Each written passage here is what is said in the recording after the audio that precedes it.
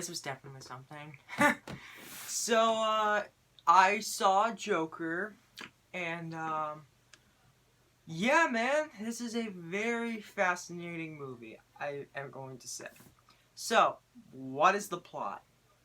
I'm gonna try my best to give you the basic non-spoiler synopsis of this film without, going too in-depth with it. So, the year is 1981, and Arthur Fleck is a struggling comedian in Gotham City, and we eventually see his slow descent into madness and how he eventually becomes the Joker.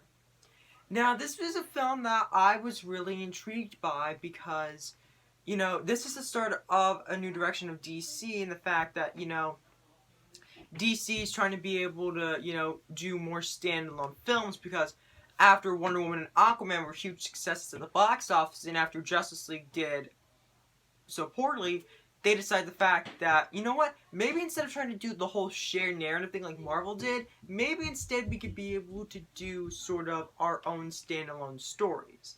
And Joker is a standalone story. It's meant to be a one and done thing with no sequels. There isn't going to be a Joker 2 or anything like that. No, it's basically just a one and done thing. And you know what? I'm definitely glad for that because this was a great movie. And the fact that this just happens to be connected to Batman in some way or another is actually kind of interesting because... Okay, so imagine Batman was never created. Imagine he never even existed. This would still stand on its own really, really well. And if you've seen the trailers, you sort of get an implication, the fact that this is very much inspired by Martin Scorsese movies, specifically Taxi Driver and The King of Comedy, which I actually watched in order to be able to prepare for this. And yes, these are this film was very similar to them. But it still stands alone on its own, as its own thing. If you showed it to somebody who didn't know who directed it, they probably wouldn't know because, okay, let me rephrase. If I saw this and didn't know who directed this, I wouldn't say the fact that it was Scorsese who did it or somebody who wanted to be the next Scorsese. It's standalone on its own thing, and I think Todd Phillips did an incredible job with this movie. Joaquin Phoenix is, of course, incredible in this role. I heard a lot of good things concerning the fact that this film premiered at both the Venice Film Festival and the Toronto International Film Festival earlier this year, and I pretty much have been hearing nothing but almost nothing but good things about, this movie. And of course, Joaquin Phoenix's performance was, of course, the thing that was, the most praised. And his performance somehow lived up to what people were saying and more. Because he did an incredible job. And you know what? This is actually a very plausible origin story for the Joker. Because what makes the Joker so great is that he has no definitive origin story. In fact, in The Killing Joke, this is actually where they got the inspiration for Arthur Fleck from, is because they wanted to include the element of him being a stand-up comedian, but they didn't want to include the element of him being tossed in a vat of chemicals that drove him insane because they thought that would be too unrealistic. So they decided the fact that he's pretty much a man who society treats badly. And you know what? That's actually, not that bad an angle to show because it shows a realistic portrayal about how we in a society could potentially create somebody like the Joker, which is really something that makes you thinking. In fact, this film has been getting a lot of controversy over the past couple months since its premiere because, for three main things. One is, should we really sympathize with a man who is very messed up and does a lot of terrible things? Two, whether or not it could incite very similar riots that are very much Joker-inspired. And three, does it glorify violence? I think it's best to take this one step at a time. One is that I do not think the fact that, yes, in some way it asks you to sympathize with Arthur Fleck, but the thing is, we're seeing a character who does a lot of bad things, but you understand why he's doing these bad things. It's like, you don't have to like this character, but you can understand why he's doing what he's doing. That's understandable. Two, I do not think the fact that this movie glorifies violence. It simply showcases it. In fact, it's not even that gory. Deadpool was a much more gorier comic book movie than this. It just so happens the fact that it's a lot more realistic than Deadpool, for example, because Deadpool is ultra-violent, but he's sort of like a live-action cartoon. Joker is supposed to be a more realistic take on the situation. And, of course, there's, the third controversy that this has gathered in the fact that, will this potentially inspire Joker-like riots? Because I don't know if you guys know this, but back in 2012, in Aurora, Colorado, there was a shooting that went down at a theater that went by with a man who dressed up as the Joker. Several people were injured, and many of them killed. And in fact, the families of those individuals sent a letter to Warner Brothers stating, listen, do not play Joker at this theater because this is a tragedy ended up happening here, and Warner Brothers actually said, okay, we won't show it at that theater.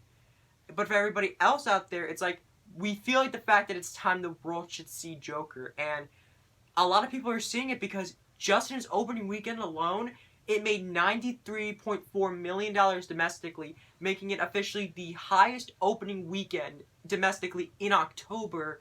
And also, it has made $234 million worldwide as of me recording this video. And in fact, it's probably going to make more as the year goes by. But yeah, man. This was definitely a really great film. I also really liked, some things, the fact that, okay, so, this is probably what I think might be not only one of the best films of 2019, one of my favorite films of 2019, one of the best character studies of any comic book villain ever, probably the best Joker film that we could potentially get, but I think it's probably one of the best films of the 2010s. Period. But that doesn't mean that I don't have some small nitpicks. Like, for example, like I said before this, the day before I saw this, I saw Taxi Driver in the King of Comedy to prepare myself for this film. And yeah, I definitely saw a lot of plot beats that were going on that were very much similar to those films. So, yeah, like, of course, in case you guys are wondering, Robert De Niro actually, of course, has a role in this as Murray Franklin, who has a talk show, which is supposed to be an homage to his role in The King of Comedy. Who, in The King of Comedy, Robert De Niro played Rupert Pupkin, who's a struggling comedian who is obsessed with this talk show host, and eventually resorts to kidnapping him just to be able to get on the air. But, yeah, there are a lot of similarities to Taxi Driver and The King of Comedy. In fact, Taxi Driver, all the way back in the 1970s, had a lot of controversy over the portrayal of Travis Bickle. And not only that, but there's a scene in Taxi Driver in which Martin Scorsese, the director of the movie, makes a cameo in there and tells Travis Bickle, hey, see that woman right there? I'm going to kill her. I'm going to kill that woman. With a gun. And it's like, could you imagine what happened if something like that happened in Joker? If Todd Phillips had a cameo in this movie, and he pretty much encouraged Arthur Fleck to, go on his, descent into madness, the internet would probably explode. And the thing is, I should also mention real quick the fact that people talking about these kinds of things will never go away. Like I said before, a lot of people had concerns about Taxi Driver when it came out. A lot of people were not happy when Indiana Jones and the Temple of Doom came out, and that had a PG rating, and that had a scene of a guy having his heart ripped out of him, his still beating heart in front of his face, and a ton of horrifying things for a PG rating. A lot of people in the UK were very nervous about The Dark Knight coming out because, they felt like the 12 or 15 rating that it got didn't suit the level of violence that was in said film. This kind of stuff will never go away. It will pretty much go on until the end of cinema itself, which is probably not going to happen for a long, long while. I will tell you that. And not only that, but the internet will, of course, reward extremes. The more of an extreme reaction that you have, it's like, with this movie, it's like when people will tweet, this movie's going to cause riots. This is going to be the end of civilization as we know it. That's how you get attention, and people will reward that kind of attention. And, yeah, man, that's just the fact of the world that we kind of live in. That's life. But yeah, back to the film itself and talking less about the controversy about it. I think the fact that this film was great. Really thought it was really well shot. The music was haunting. Joaquin Phoenix gave one of the best performances of his career in this film. I also thought the reasoning for why the Joker laughs is ingenious. In case you guys are wondering, this isn't a spoiler, but it does explain why he laughs so much. He has a condition in which it causes him to laugh at inappropriate times, and he laughs for a long while. In fact, there are times in which he has to catch himself in order to be able to stop laughing because it's physically painful for him to laugh this much. That's a great detail that they put in. I thought that was ingenious. But yeah, the only small critique that I did have with this film was that it felt there were some plot beats that felt a bit too similar to Taxi Driver, The King of Comedy. But I do why they included those in there because aside from elements of the Killing Joke, they really decided that they were going to do their own thing with the character. And they drew inspiration from a lot of different sources, mainly, of course, Scorsese. But yeah, I thought Joker was an incredible movie. It is definitely a must-see. If you have the time, go see it. But if you're not really into the kind of stuff that this movie is, about, then then that's perfectly fine. If this isn't your thing, that's fine. But if this is your thing, then you should really see it because I think it's really great. So I still think the fact that Endgame was a little bit better, but this is probably my top 5 films of 2019. So I'm actually gonna do something that a lot of people are doing. Even though I know it's still my opinion, but I still think the fact that a lot of people are doing this. But I'm actually gonna give Joker a 10 out of 10. Yeah, I'm gonna be giving it a perfect score, which is, I know it's ridiculous, but this film was so good. I think the fact that it actually kind of deserved that 10 out of 10. So yeah, I hope you guys enjoyed my review of probably the most controversial film of 2019. But yeah, I just want to state real quick the fact that if you guys don't see a review from me in the next week or so, it's probably because there's nothing really interesting that week is coming out.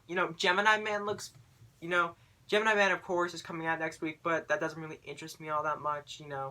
I mean, the idea of digitally aging Will Smith and all that other stuff I think seems really cool, but it's just not something that personally grabs me. Probably not gonna go see the Addams Family movie or even if I do, I'm probably not gonna do a review on it because it's, I really don't have any interest of talking about it. But I will say this: there are 3 movies in the future that I am planning on doing a review on for the month of October, and those movies are Zombieland Double Tap, Jojo Rabbit, and Dolomite Is My Name, which is a Netflix movie that's going to be coming out on the 25th. And in case you guys are wondering if I've seen Ad Astra or not, no, I have still not seen Ad Astra. Whenever I get the chance to watch it, I'll do a review of it. In fact, you might see a review of it from me next week. So, if I have the time, of course. So, yeah. I hope you guys enjoyed this review, and I hope you guys go see this movie. And, of course, I'm not going to give any I didn't give any spoilers in this. This is going to be a non-spoiler review. I don't want to give a spoiler review because I really feel like the fact that, you should see this for yourself and witness the twists and turns that they actually do incorporate into this movie. So, yeah. There's that. And, yeah, that's my review. And as always, stay gold.